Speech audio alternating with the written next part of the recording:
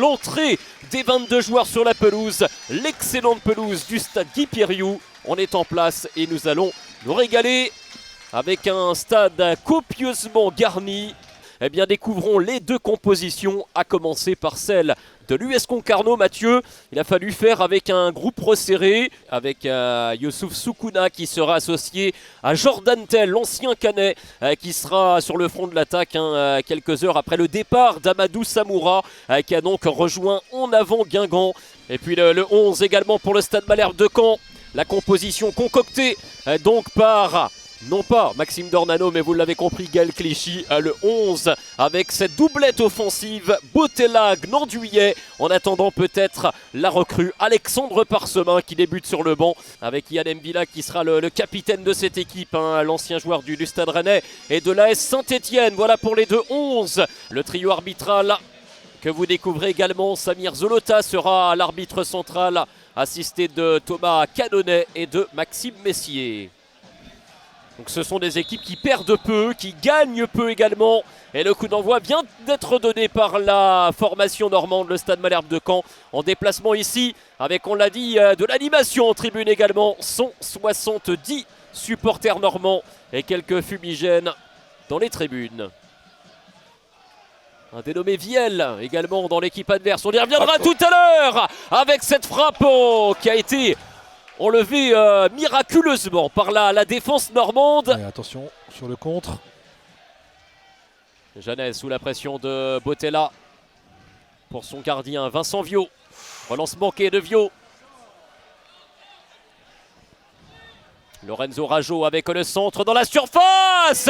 Oh, quel magnifique but de la part d'Armand Gnandouillet qui est venu inscrire le premier but ce soir de la rencontre. 1-0 pour le Stade Malherbe de Caen sur la première opportunité pour les Normands. Ouais, le malheureux Viau qui rate un peu sa relance au pied.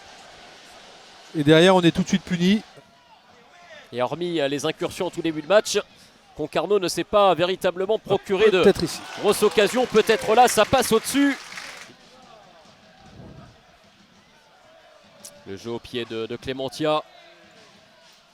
Sur la tête de Kabongo, puis celle de Gocho. Attention, ça revient avec de l'espace à gauche maintenant pour Amédée Kabongo. Le centre en première intention. Oh, il s'est complètement raté le défenseur et ça permet à Jordan Tell d'égaliser de manière opportuniste sur cette énorme loupée de la défense normande. Un but partout ici entre Concarneau et Caen. Avec un peu de réussite, le ballon reste concarnois. Piccolo qui est parvenu à transmettre à Kabongo. Le centre du latéral gauche dans la surface.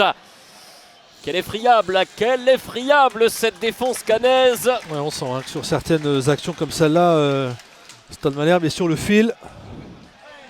Et nouvelle possibilité avec la main dans la surface. Penalty. Eh oui, elle est signalée, elle est logique, elle est très claire. Penalty pour l'US Concarneau.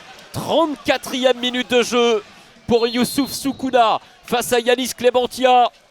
Pour donner l'avantage aux siens. Et il a touché Clémentia. Mais le ballon file au fond des filets. Penalty transformé. Et deuxième but pour l'US Concarneau. Les Tonniers mènent maintenant 2-1. Ouais, elle est touchée parce qu'il est parti du bon côté.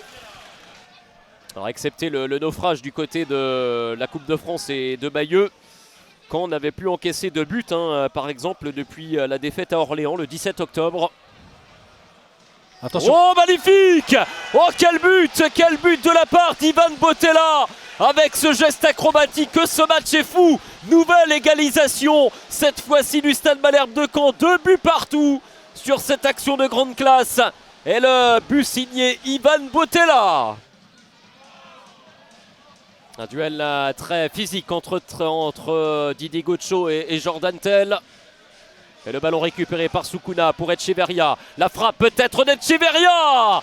Dégagé comme il le peut par le gardien qui a repoussé cette lourde frappe du latéral basque.